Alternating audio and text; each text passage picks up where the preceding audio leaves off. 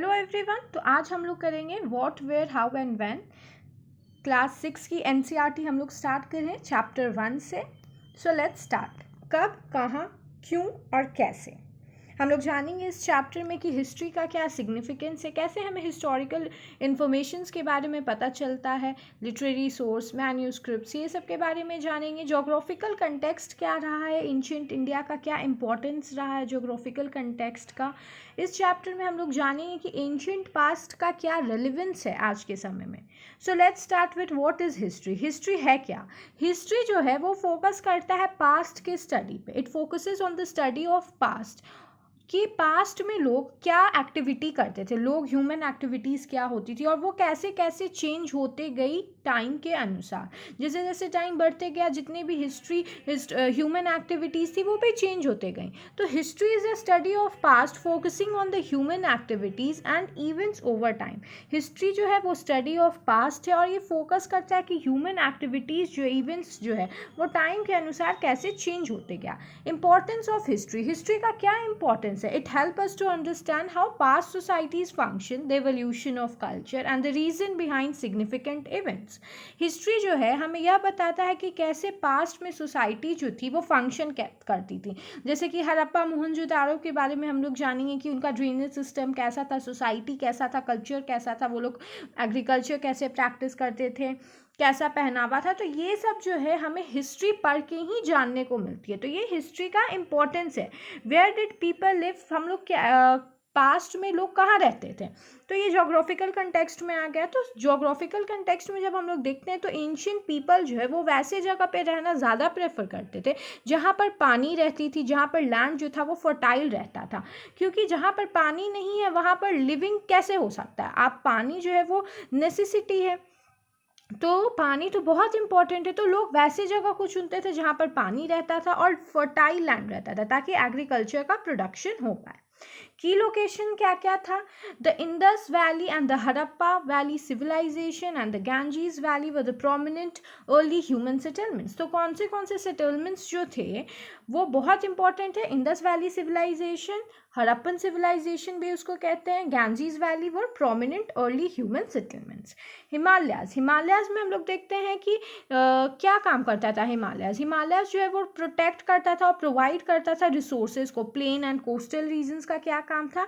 They supported agriculture and trade. तो हिमालयाज जो थे वो पहाड़ थे, यहाँ पर कोल्ड विंड्स आता था। कोल्ड विंड्स को वो डायरेक्ट ना आए इसके लिए वो हिमालयाज जो था एज अ प्रोटेक्टर काम करता था और इन्वेजन्स वगैरह ना हो उधर से, तो इसलिए भी हिमालयाज काम करता था। वहीं पे प्लेन और कोस्टल रीजन्स क्या था? क्योंकि सॉइल बहुत ज़्यादा फर्टाइल था, एग्रीकल्चर का प्रोडक्शन अच्छे से हो पा रहा था और ट्रेड में भी जो था प्लेन और कोस्टल रीजन्स काम आता था। How do we know about the past? Past के बारे में हम लोग कैसे जानते हैं? Sources of the history. Archaeological source, they are two type of sources, archaeological और लिटरेरी सोर्स। आर्कियोलॉजिकल सोर्स वो सोर्स होते हैं जैसे कि कॉइन्स, एक्सोवेशन हो गया, इंस्क्रिप्शन हो गया, मॉन्यूमेंट, जो बिल्डिंग्स देखते हैं आप उस पर लिखा रहता है, ये सब किस में आ जाता है? आर्कियोलॉजिकल सोर्स में। वहीं पे लिटरेरी सोर्स क्या होता है? जैसे कि मैन्यूस्क्रिप्ट, टेक्स्ट, रिलीजियस, जो भी लिखा हुआ रहता है उसको लिटरेरी सोर्स कहते हैं। तो यहाँ क्लियर हो गया आपको, आर्कियोलॉजिकल सोर्स और लिटरेरी सोर्स जो है वो टू टाइप के सोर्सेज होते हैं। Type of sources, primary source और secondary source. Direct evidence from the past like inscriptions and artifacts. तो इंस्क्रिप्शन जो है उसको प्राइमरी सोर्स कहा जाता है और interpretation analysed basis on primary source. जो सेकेंडरी सोर्स होता है वो वह सोर्स होता है जो प्राइमरी सोर्स के आधार पर उसका इंटरप्रिटेशन करके बनाया जाता है, उसको सेकेंडरी सोर्स कहते हैं। टू टाइप्स ऑफ सोर्सेज पहले होता है लिटरेरी सोर्सेज और आर्कियोलॉजिकल सोर्सेज। ये दोनों में भी प्राइमरी और सेकेंडरी होता है। प्राइमरी होता है डायरेक्ट एविडेंस और सेकेंडरी क्या होता है? Primary is the direct evidence और सेकेंडरी क्या है? ये इंटरप्रिटेशन है।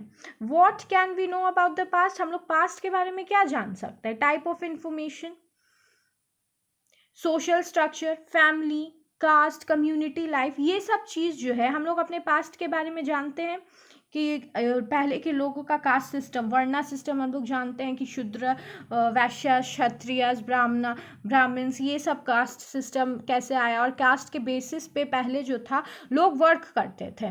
सोशल स्ट्रक्चर था, फैमिली थी, इकोनॉमिक एक्टिविटीज़ कैसे लोगों के बीच में डिवाइडेड था, एग्रीकल्चर का प्रोडक्शन क्या क्या होता था, वीट, ग्रेन, मेज कैसे लोग पहले स्टार्ट किए करना, गवर्नेंस क्या था, लॉ कैसे चलता था, पॉलिटिकल सिस्टम्स के बारे में हम लोग जानते हैं कि पहले किंगडम था, रिलीजियस बिलीफ, रिचुअल्स थे, टेम्पल्स थे, रिलीजियस टेक्स्ट थे, ये सब चीज़ के बारे में हम लोगों को आर्कियोलॉजिकल और लिटरेरी सोर्सेस के से पता चलता है।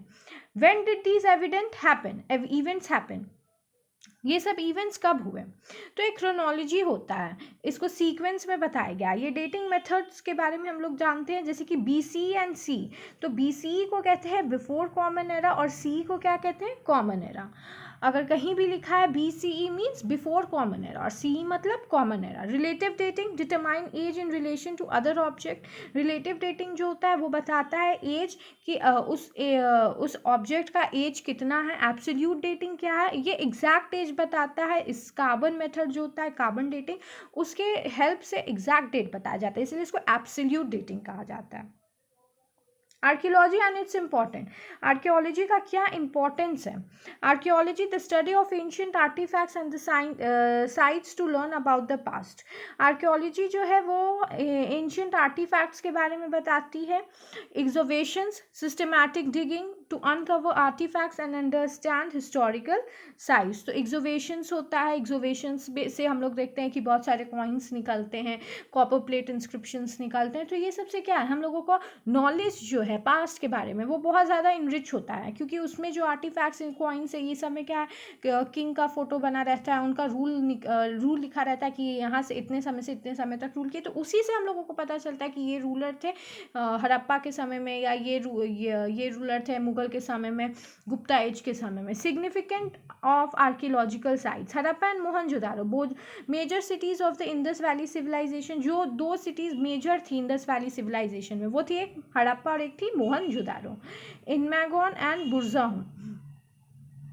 Pre historic settlements, literary sources, manuscript. Literary sources क्या क्या होते हैं, जैसे कि मैन्यूस्क्रिप्ट हो गया जो रिटन है, टेक्स्ट हो गया, इसका इंपॉर्टेंस क्या है ये अब हम लोग जानेंगे। तो मैन्यूस्क्रिप्ट वैसे डॉक्यूमेंट्स होते हैं जो रिटन होते हैं, जैसे कि पाम लीव्स पे लिखा रहता है, जो पत्ता होता है उसको पाम लीव्स कहते हैं। बर्च बाक्स, जो पेड़ का मोटा मोटा ब्राउन कलर का बाक होता है उस पर जो लिखा रहता है उसको मैन्यूस्क्रिप्ट्स कहते हैं। टेक्स्ट रिलीजियस टेक्स्ट जैसे कि वेदास हो गया, उपनिषद्स हो गया, एपिक्स हो गया, रामायण हो गया, महाभारत हो गया, ये सब लिटरेरी सोर्सेज में आता है। इंपॉर्टेंस क्या है टेक्स्ट का, ये हमें एक रिलीजियस इंसाइट देता है कि पहले के लोग कैसे रिलीजन को फॉलो करते थे, क्या सोशल और पॉलिटिकल लाइफ था। इंस्क्रिप्शन जो होता है वो राइटिंग होता है हार्ड सर्फेस पे, स्टोन्स पे, मेटल्स पे। सिग्निफिकेंस क्या है, ये भी हमें इंफॉर्मेशन देता है रूलर्स के बारे में कि पहले के रूलर्स कौन कौन थे, कैसा लॉ था पहले। और बहुत सारे फेमस इंस्क्रिप्शन भी हैं, जैसे कि अशोकन एडिक्ट हो गया। ये रिफ्लेक्ट करता है कि पहले के जो फिलोसफर्स थे वो कैसे थे और कैसे पॉलिसीज चलता था। एम्परर अशोका के बारे में हमें पता चलता है अशोकन एडिक्ट से कि क्या फिलॉसफी था और क्या पॉलिसी था अशोका का। इससे हम लोगों को कैसे अशोका के बारे में पता चलता है, अशोकन एडिक्ट से पता चलता है। Ancient tools and technology, stone tools, metallurgy and archaeological tools.